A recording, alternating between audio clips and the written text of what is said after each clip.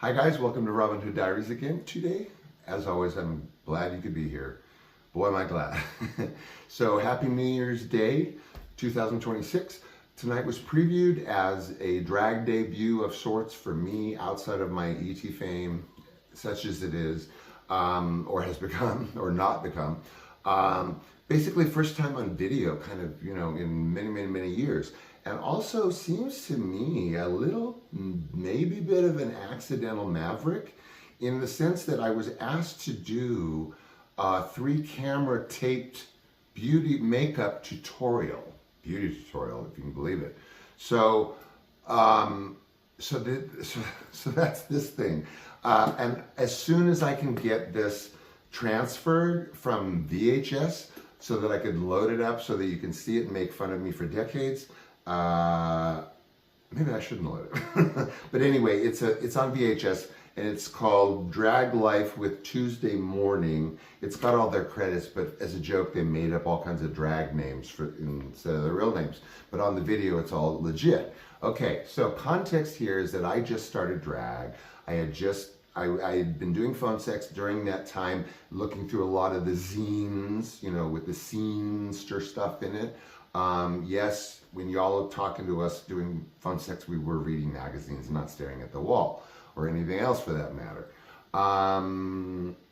So, I'm diving in. I am working for the county now. Right as I work for the county, my coworker knows somebody who is a film student at UCLA trying to wrap up a master's at MFA in television.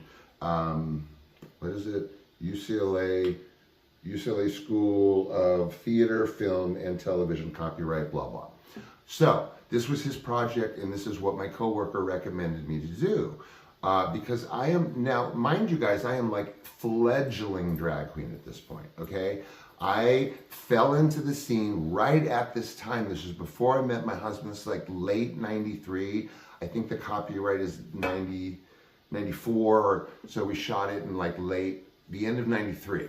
And again, I was asked to do a makeup beauty tutorial on tape, 3-camera, just like a sitcom in a studio at UCLA. So I'm running around town with my drag mom, crazy, with my drag mom Candy Ass. And I become the drag queen that I became, sort of like because of Candy Ass. We would run around, we sometimes tended to go to gay bars and clubs that really weren't crazy about drag queens at that time in the early 90s, but didn't stop us. Same with a bit of a straight scene, sort of, raiding that a little bit sometimes. So a little bit rough on the rough and tumble side, and I didn't pick up too much of the fashion part of it. Hence I became known as a very tacky, sexy piece of something.